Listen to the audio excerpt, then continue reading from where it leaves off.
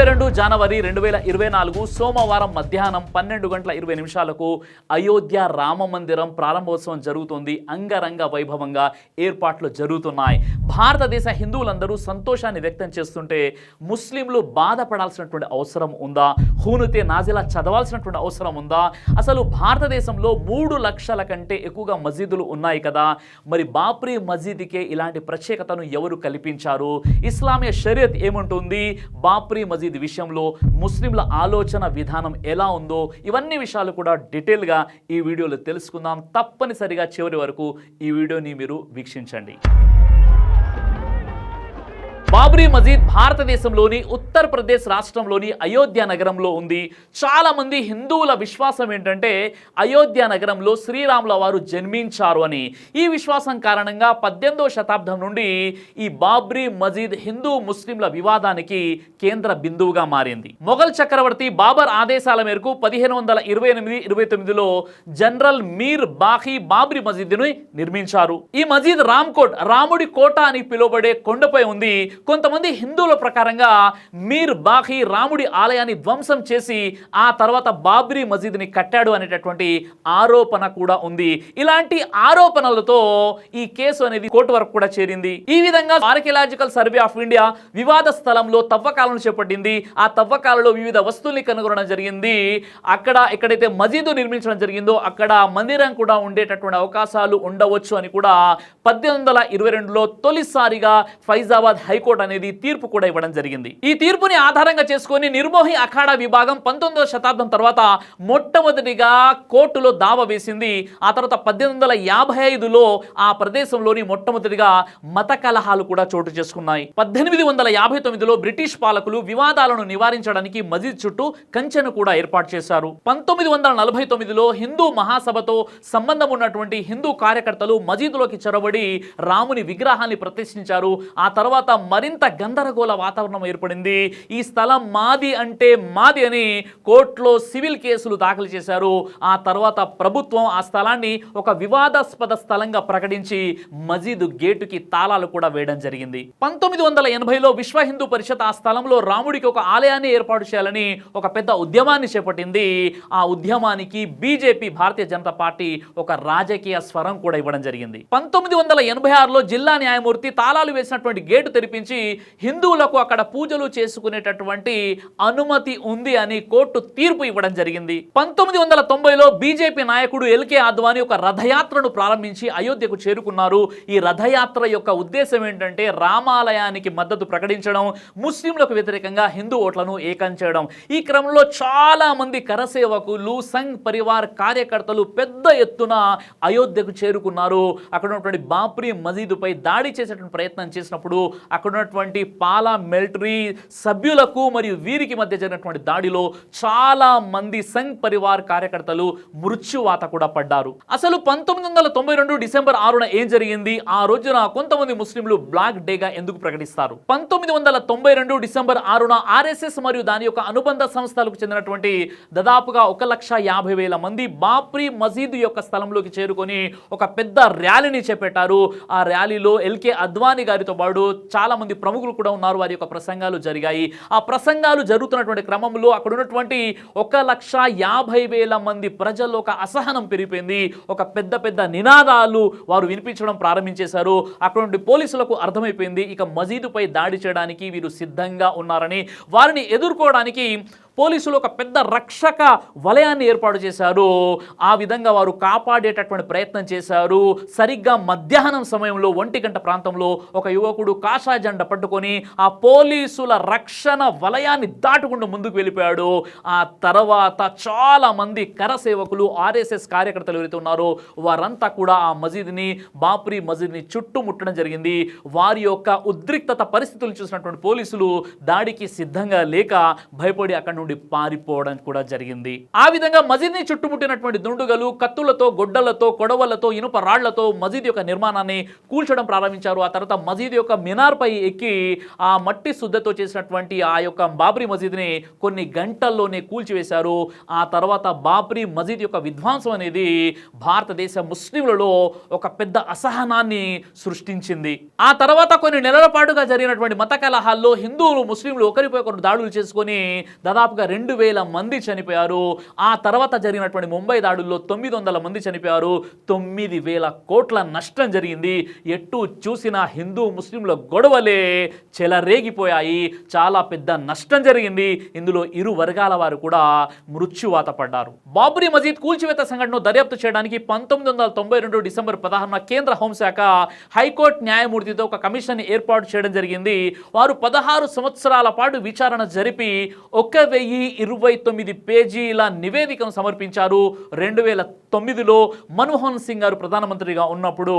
అయితే అందులో ఆ నివేదిక పేర్కొన్నటువంటి విషయాలు ఏంటంటే ఆకస్మికంగా జరిగినవి కావు, ప్రణాళికతో చేసినవి అని ఆ నివేదిక పేర్కొంది. 2010లో అలహాబాద్ హైకోర్టు రామ జన్మభూమి అని నమ్ముతున్నటువంటి ప్రదేశంలోనే మసీదు నిర్మించారని హిందువుల వాదనను సమర్థిస్తూ తీర్పు ఇవ్వడం జరిగింది. ఈ విధంగా గోపురం ఉన్నటువంటి స్థలాన్ని రామాలయ నిర్మాణం కోసం ఇచ్చింది. ఆ తర్వాత మసీద్ కోసం కూడా ఆ భూమిలోని 3వ వంతు స్థలాన్ని కేటాయించడం జరిగింది. ఈ నిర్ణయం తర్వాత అన్ని పార్టీలు సుప్రీంకోర్టుకు అప్పీల్ చేశాయి. 5గురు న్యాయమూర్తుల ధర్మాసనం 2019 ఆగస్టు నుండి అక్టోబర్ వరకు వాదనను విచారించింది. 2019 నవంబర్ 9న సుప్రీంకోర్టు ఆ మొత్తం స్థలాన్ని అంటే 2.77 ఎకర్ ల్యాండ్ ఏదైతే ఉందో ఆ ల్యాండ్ మొత్తాన్ని కూడా రామాలయ నిర్మాణం కోసం ఒక ట్రస్టుకు అప్పగించాలని కోరింది. కూల్చివేసిన బాబ్రీ మసీదు ఉన్నటువంటి ప్రదేశం నుండి 30 కిలోమీటర్ల దూరంలో 5 ఎకరాల స్థలాన్ని ఇవ్వాలని ఉత్తరప్రదేశ్ సెంట్రల్ వక్ఫ్ బోర్డుకి ఆ 5 ఎకరాల భూమిని అప్పగించాలని ప్రభుత్వము ఆదేశించింది కూడా. ఈ విధంగా ఇది యథార్థ గాథ బాబ్రీ మసీద్కు సంబంధించినటువంటిది. అయితే 22 జనవరి 2024 సోమవారం మధ్యాహ్నం 12:20 అయోధ్య రామ మందిర ప్రారంభోత్సవం ఘనంగా జరగనుంది. చాలా ఏర్పాట్లు జరుగుతున్నాయి, మనమంతా కూడా చూస్తున్నాం. చాలా మంది హిందువులు సంతోషాన్ని కూడా వ్యక్తం చేస్తున్నారు. అక్షంతాల కార్యక్రమాలు కూడా జరుగుతున్నాయి. చాలా రకాలుగా ర్యాలీలు కూడా తీస్తున్నారు. చాలా మంది హర్షం వ్యక్తం చేస్తూ చాలా సంతోషంలో గడుపుతున్నారు. అయితే చాలా మంచి విషయమే, వారు సంతోషంగా ఉన్నారు.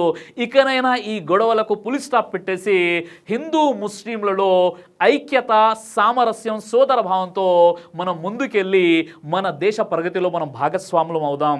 అయితే కొంతమంది ముస్లిం సోదరులు వారికి తెలియని కారణంగా ఈ విధంగా అడుగుతున్నారు, సార్ మేము ఆ రోజు అంటే 22 జనవరి రోజున దుఆయ్ ఖూను చదవాలా అని అడుగుతున్నారు.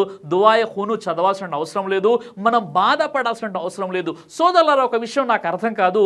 మన భారతదేశంలో దాదాపుగా 3 లక్షల కంటే ఎక్కువ మసీదులు ఉన్నాయి. ప్రతిరోజు కూడా ఎక్కడో ఒక చోట కొత్త కొత్త మసీదులు నిర్మించబడుతున్నాయి.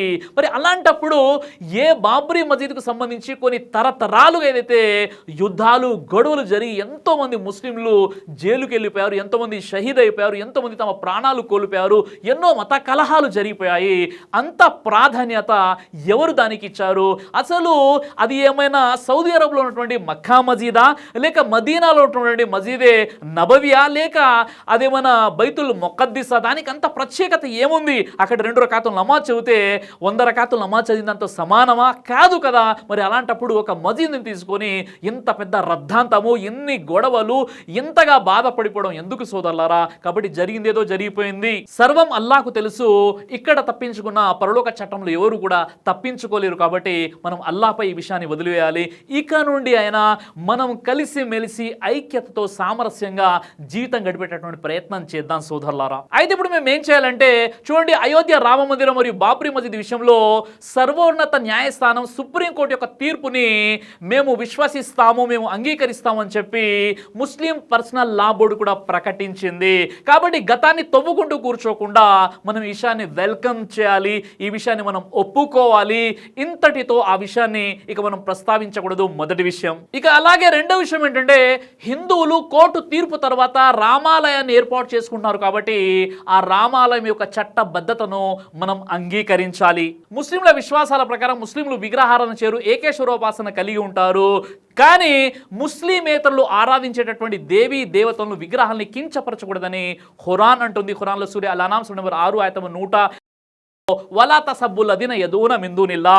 ఓ ముస్లిములారా, ముస్లిమేతరులు ఆరాధించే దేవీ దేవతలను మీరు దూషించకండి అని అల్లా ఆజ్ఞాపించాడు. కాబట్టి ముస్లిమేతరుల యొక్క పుణ్యపురుషులైన వారి యొక్క దేవీ దేవతల్ని మనం కించపరచకూడదు, అగౌరవంగా కూడా మాట్లాడకూడదు. ఎందుకంటే ప్రవక్త ముహమ్మద్ సల్లల్లాహు అలైహి వసల్లం వారు రోమన్ చక్రవర్తికి ఉత్తరం రాసే ముందు ఆయన్ని ద గ్రేట్ హెర్క్యులస్ అని సంబోధించారు, అంటే గొప్ప చక్రవర్తి అని చెప్పారు. అప్పటికి ఆయన మేరీ మాతను దేవతగా భావించి ఆరాధిస్తున్నాడు.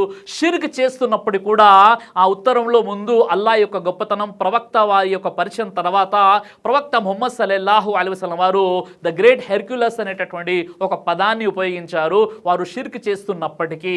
కాబట్టి సోదరులారా, మనమైతే ఒకే సృష్టికర్త అయినటువంటి అల్లాహ్ను మాత్రమే విశ్వసిస్తాము, ఆయన ముందే సాష్టాంగం చేస్తాము. మన చుట్టుప్రక్కల ఉన్నటువంటి హిందూ సోదరులు ఎవరైతే ఉన్నారో వారు విగ్రహారాధన చేస్తారు, ప్రతిమల్ని ఆరాధిస్తారు.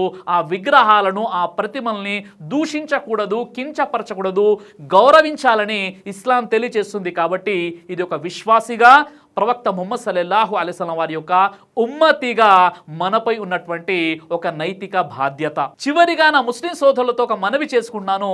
ఆ మనవి ఏంటంటే, మన భారతదేశంలో 3 లక్షల కంటే ఎక్కువ మసీదులు ఉన్నాయి. ప్రతిరోజు కూడా ఎక్కడో ఒక చోట మసీదుని కట్టే ప్రయత్నం చేస్తూనే ఉన్నారు. కొత్త కొత్త మసీదుల ఓపెనింగ్స్ కూడా జరుగుతూనే ఉన్నాయి.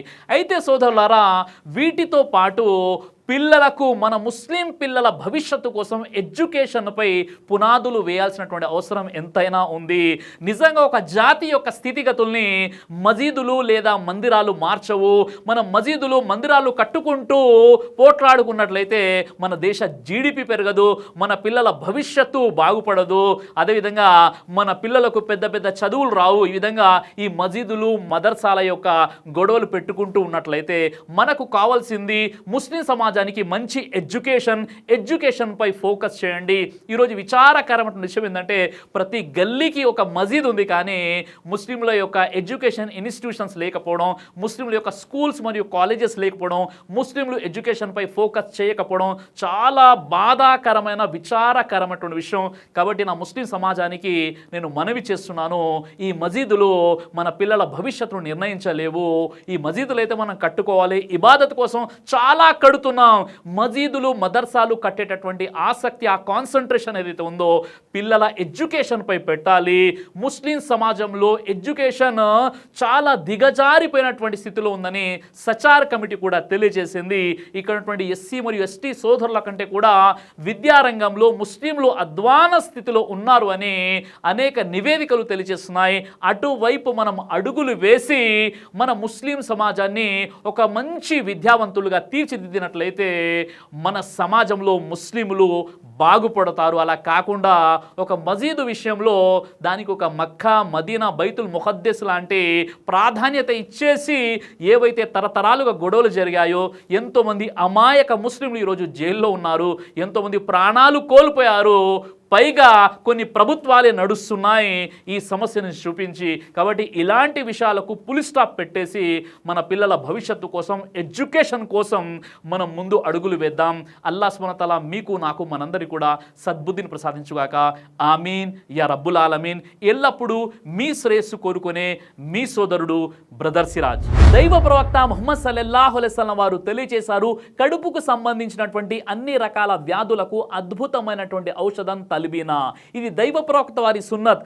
మంచి ఆహారం, ఇమ్యూనిటీ బూస్టర్, ఇందులో షిఫా ఉంది. ఇది మంచి ఔషధంగా కూడా పనిచేస్తుంది. కాబట్టి పిల్లలు అయినా, పెద్దలు అయినా, ఎవరైనా దీనిని ఉపయోగించవచ్చు. అలాగే ఖురాన్లో దైవం తెలియజేశాడు, తేనెలో మీకు స్వస్థత ఉంది అని. కాబట్టి ఇక్కడ కనిపిస్తున్నటువంటి ఈ నెంబర్స్కి కాల్ చేసి మీరు ఇప్పుడే ఈ ప్రోడక్ట్ని ఆర్డర్ చేసుకోవచ్చు. కొరియర్ ఫెసిలిటీ కూడా ఉంది.